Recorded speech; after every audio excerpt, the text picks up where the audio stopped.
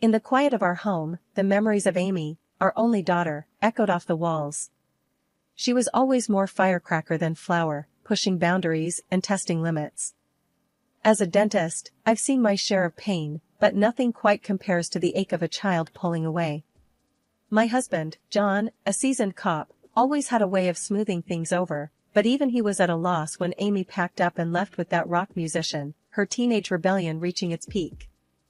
"John, how did we get here?" I asked one evening, staring at the empty chair Amy once occupied at our dinner table. One day she's sneaking out to concerts, the next, she's gone without a trace. John sighed, his eyes heavy with the same unsaid questions. "She's always been wild, Martha. Like a storm, you can't predict or tame it. But she's still our girl." But as days turned into months, with nothing but silence from Amy, the weight of her absence grew heavier. It wasn't until a photograph landed in our mailbox that we saw her again, not in person, but in a wedding picture, looking defiantly happy next to a man with a guitar and tattoos. No invitation, no call, just a snapshot of the life she chose over us. I remember my hands shaking as I held the photo, the hurt a tangible thing between us. "Look at her, John." Not even a note, just this picture. "She's made her choice, hasn't she?" John, ever the rock, tried to calm the storm brewing in me. "Maybe she's trying to reach out in her own way, Martha. It's a start, right?" But his words did little to soothe the sting of rejection. We continued on, our home feeling larger and lonelier by the day. Work was a distraction, patients and procedures filling the void left by Amy's laughter and chaos. Months had worn into a year with no word from Amy, and just when the silence seemed permanent, our computer pinged a Skype call. It was Amy, her face filling the screen, looking so different yet painfully familiar. "Mom, Dad, I need your help," she said, the edges of her voice ragged with wear.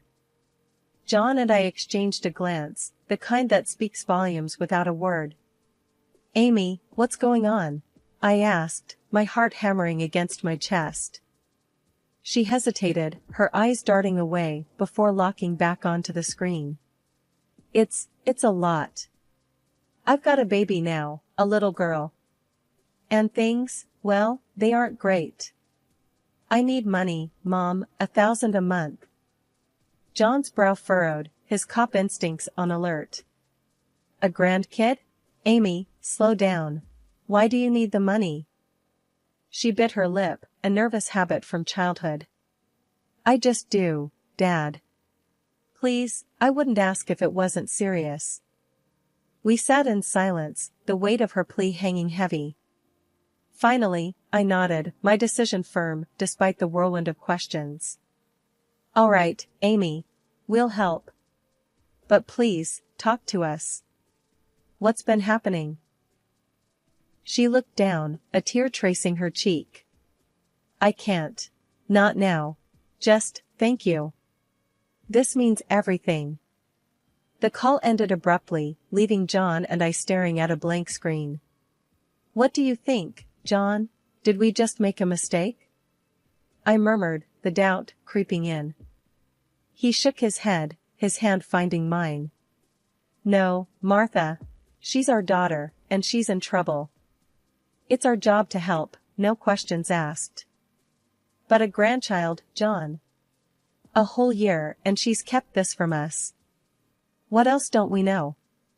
I couldn't keep the tremble from my voice. "We'll find out, love.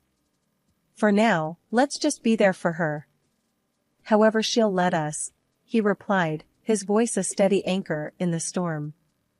The days that followed were a blur of bank transfers and uneasy silence. I kept busy, the clinic a welcome distraction, but every time I came home, I half expected Amy to be there, waiting with her child. But the house remained quiet, our lives suspended in a state of waiting and worry. One evening, as we sat in the living room, the air thick with unsaid fears, John broke the silence. "She'll reach out again, Martha. When she's ready." I nodded, clinging to his optimism like a lifeline. "I hope you're right. I want to hold my grandchild, to tell Amy it's going to be okay. We will, love. We will, he assured me, though I saw the shadow of his own doubts flickering in his eyes. I whispered a silent prayer for my daughter and granddaughter, wherever they were. The plea had opened old wounds and new fears, but it had also rekindled a flame of hope. We were still a family, fractured and distant, but connected by unbreakable bonds of love and the unwavering promise to be there for each other, no matter what. It was one of those early mornings when the cold bites at your bones, the world outside frosted and still. John and I were nestled in the warmth of our home, sipping coffee, the silence comfortable, if not a bit heavy with unspoken thoughts about Amy. That's when the sharp knock came, shattering the calm like a stone through glass. John and I exchanged a startled look, the same question in our eyes: who could it be at this hour?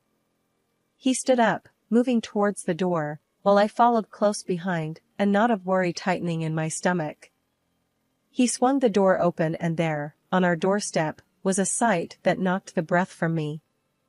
Amy, thinner and more worn than I remembered, clutching a small bundle wrapped in blankets. Her eyes, red and swollen from crying, met mine, and it was as if the years of silence fell away in an instant. Amy? Oh my God, Amy! I cried out, rushing forward to wrap her in an embrace, the cold forgotten. Mom, Dad. I'm so sorry. Can we come in? Her voice was a whisper, hoarse and fragile. Of course, come in. John's voice was firm, guiding her gently inside as I quickly shut the door against the cold. Once inside, Amy unwrapped the bundle, revealing a tiny, sleeping face, peaceful despite the chaos. This is your granddaughter, she said, her voice breaking. Tears streamed down my face as I looked at the baby, so innocent and unaware of the storm she'd been born into. She's beautiful, Amy. What's her name? Amy hesitated, a shadow crossing her face. Lily. Her name's Lily. John, ever the practical one, sprung into action. You both look frozen. Martha, let's get them warmed up. I'll make some food. As I helped Amy out of her coat, the threadbare fabric and worn shoes didn't escape my notice. She was shivering, her body frail and tired. I ushered her to the living room, piling blankets around her and the baby. John brought in food, setting it before Amy, who ate with a hunger that spoke of too many missed meals. Lily, now awake, watched with wide, curious eyes, her little hand wrapped around my finger. Once Amy had eaten her fill, she looked up at us, her eyes holding a depth of pain and regret. I need to tell you everything. It's been so bad, worse than you can imagine. John and I sat, our hearts heavy with dread and love, ready to listen. As she spoke, her voice trembled with the weight of her story, each word painting a picture of a life unraveled, of dreams turned to nightmares. When she finally finished, the room was heavy with silence. I reached out, taking her hand in mine. Amy, we're here now. You're safe, both of you. John nodded, his face set in a determined line. We'll take care of you. Whatever it takes. Amy broke down then, tears streaming down her face, a mix of relief and sorrow. I'm so sorry. I was so stupid, so proud. I should have come back sooner. I pulled her into a hug, rocking her gently. Shoo, it's okay. You're home now. We'll fix this, together.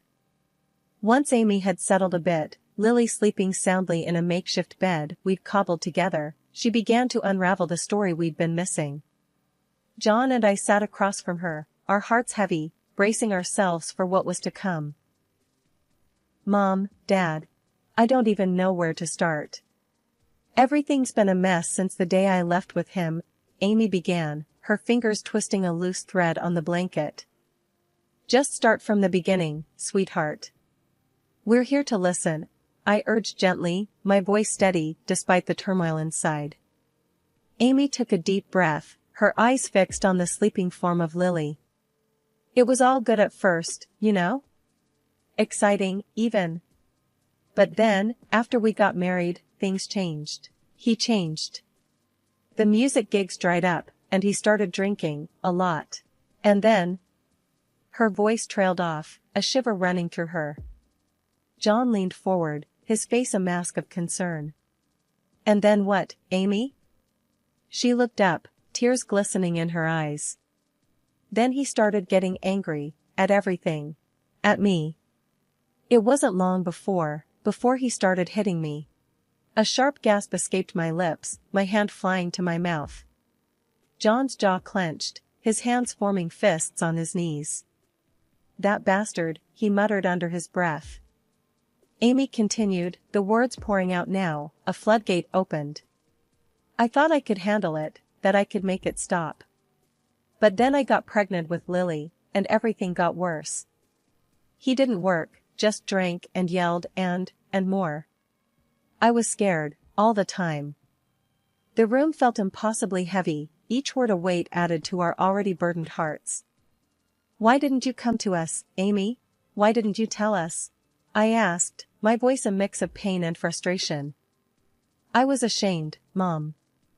Ashamed and scared. I thought I'd made my bed and had to lie in it. But when Lily was born, I realized I couldn't let her grow up in that. That's when I called you for the money. It was the only way I could think of to keep us afloat. John stood abruptly, pacing the room. And his parents? What role did they play in all this? Amy's lips quivered as she spoke. They were just as bad, in their own way. His mom, she would make me do all the housework, watch every penny. If I did anything wrong, she'd take it out on me, on Lily. They all would. I reached across, taking her hand in mine. You're safe now, Amy.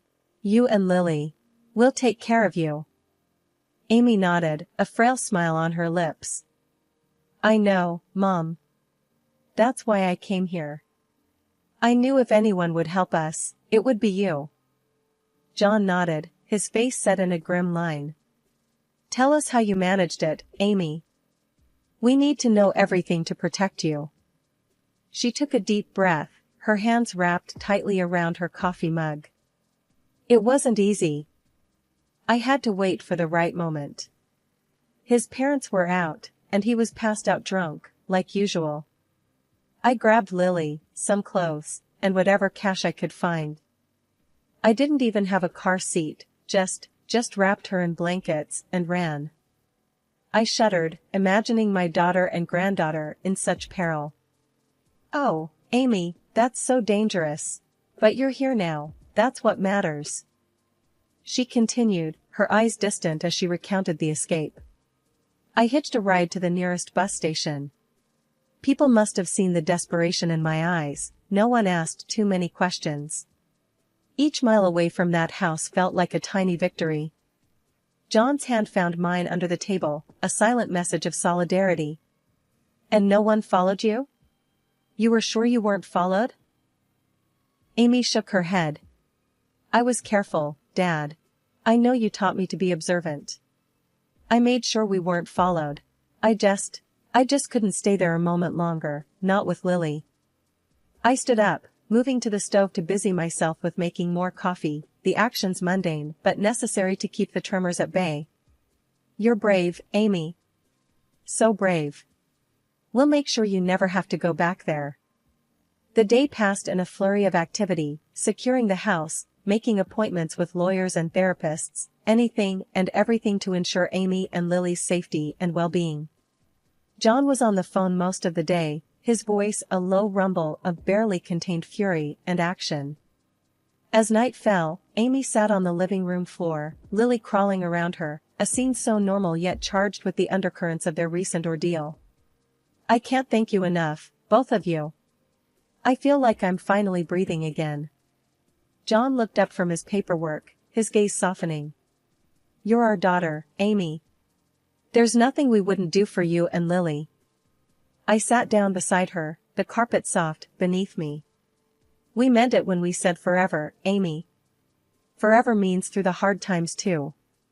She leaned against me, her body weary but her spirit flickering with the start of something new, hope, perhaps, or the beginning of healing. I know, Mom. I know. As we settled in for the night, the house felt different, as if the very walls were bracing to protect its inhabitants. Amy and Lily slept in the guest room, their breaths soft and even in the quiet. John and I lay in bed, our hands clasped between us, a silent vow to face whatever came next together. The escape to safety was just the beginning, but as I drifted off to sleep, I knew we were ready for it. Ready to fight, to protect, and to heal. Our family, once broken, was mending, one day, one moment at a time. With resolve hardening in our hearts, John and I drove to the address Amy had tearfully provided. The house loomed ahead, shabby and forlorn, a stark contrast to the warm, loving home we had left. "Ready?" John asked, his voice a low rumble of contained anger. I nodded, bracing myself for what was to come. We walked up to the decrepit door and knocked firmly. Shuffling feet approached from inside, and the door creaked open to reveal Amy's husband, a picture of neglect and disdain. "We need to see Amy and the baby," John demanded, his gaze steely. The husband, with a dismissive snort, replied, "They're sleeping." "What do you want at this hour?" The blatant lie made my blood boil. "Sleeping? Don't play dumb. Amy's been with us since yesterday. She told us everything," I snapped, my voice sharp with fury. Behind him, his parents appeared, their expressions sour and defensive. "What's all this about?" "Our daughter-in-law is fine, just sleeping off her tantrums," the mother sneered, a vile attempt at nonchalance. John stepped closer, his presence imposing. "You think we're fools? Amy's safe from your abuse now. She's at our house, and she's told us everything." The trio exchanged nervous glances, the facade crumbling. "You can't prove anything," the father blustered, trying to regain some ground. Without a word, John reached into his coat and flashed his police badge. The effect was immediate. Their faces drained of color, their previous arrogance replaced by fear. "We're just a family trying to get by," the mother whimpered, her bravado gone. John's voice was cold, the anger controlled but palpable. "A family that preys on its weakest members? I don't think so. You'll be hearing from us, and from the authorities." We turned and left them there, standing in their doorway, the reality of their situation sinking in. As we drove away, the weight of what we had started hung heavy in the air. Amy, holding Lily close, met us as we walked in. Her eyes, filled with a mix of hope and fear, searched ours for answers. "They're scared now, Amy. Scared of the consequences. You and Lily are safe," John assured her, his hand resting on her shoulder. The night closed in around us, the house a sanctuary against the darkness outside. As we settled in, I felt a mixture of exhaustion and relief. The first step had been taken, the demons confronted. And though the journey was far from over, we had faced it together, a united front against the past and whatever future might bring. Our family, once fractured, was finding its way back, one truth, one moment at a time. The morning after confronting Amy's in-laws, John and I sat at our kitchen table, a silent agreement between us. Today we would ensure justice for Amy and Lily. John, with his years of experience on the force, made calls, his tone official and stern, setting the wheels of justice in motion. "Amy, can you tell us everything again?" "The authorities will need your statement," John said as he prepared a notepad, his expression serious, but encouraging. Amy nodded, a determined glint in her eyes, despite the shadows of her recent past. "Yes, I'll tell them everything. They need to know what he did, what they all did." As she recounted her story, her voice trembled but never broke. She was a portrait of courage, a stark contrast to the frightened girl who had appeared on our doorstep. "And when Lily was born, things got worse. I was isolated, controlled. I couldn't let her grow up in that." I reached over, squeezing her hand. "You're doing the right thing, Amy. They won't hurt you or Lily ever again." Hours passed, filled with calls and visits from officers and lawyers, each step a move towards accountability and protection. Finally, with Amy's statement recorded and the legal process underway, we had a moment to breathe. "Mom, Dad, will they go to jail?" Amy asked, her eyes searching ours for assurance. John nodded, his voice firm. "They're facing charges of abuse and extortion. It's a strong case, especially with your testimony. They won't be free to hurt anyone else." The relief in Amy's eyes was palpable. She hugged Lily to her, whispering words of love and safety to her daughter. The day turned to evening, and as we sat together, a sense of calm settled over the house. "I can't believe it's finally happening," Amy murmured, a small smile touching her lips. "It's only the beginning, sweetheart. But we'll be with you every step of the way," I reassured her, my heart swelling with pride for her bravery. John stood, looking out the window into the growing darkness. "They'll learn that you don't mess with family. Not without consequences." We sat in quiet solidarity, the trials of the past few days bonding us in ways we couldn't have imagined. The journey was far from over, but for the first time in a long time, there was a sense of hope, a light at the end of a long, dark tunnel. As night fell and we prepared for bed, I checked on Amy and Lily, sleeping peacefully in the guest room. The sight of them, so serene, was a balm to my weary soul. We had faced the demons, and though the scars remained, we were healing, moving forward together. As the days turned into weeks, the dark cloud that had loomed over our family started to dissipate. Amy, now officially divorced and free from the man and the in-laws who had caused her so much pain, was finding her footing again. The legal proceedings had seen her husband and his parents imprisoned for their violence and extortion, a fitting end to their reign of terror. During breakfast one morning, as we all sat together, the atmosphere was lighter, almost buoyant. "You know, I've been thinking," I began, watching Lily attempt to spoon-feed herself, "how far we've come. It's like we've stepped into the light after such a long time in the dark." Amy, with a newfound strength in her eyes, smiled. "Yeah, Mom. It's like I'm finally waking up.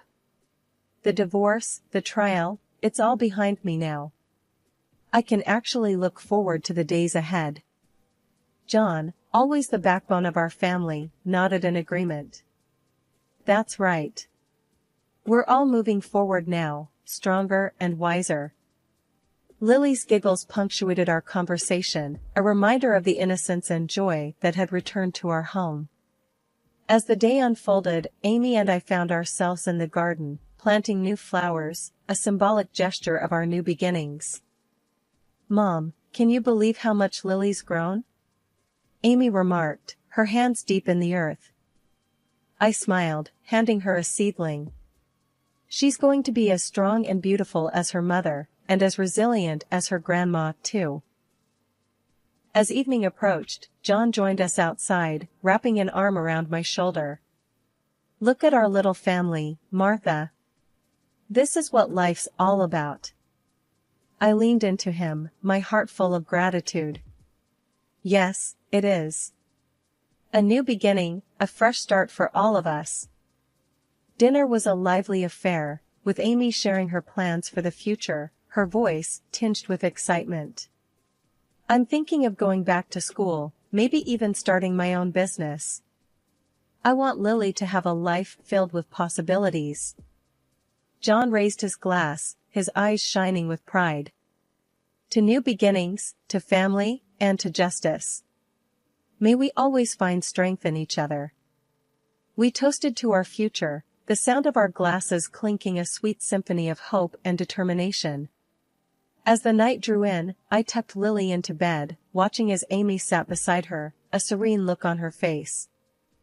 I whispered a silent prayer of thanks as I turned off the light, grateful for the second chance we'd been given.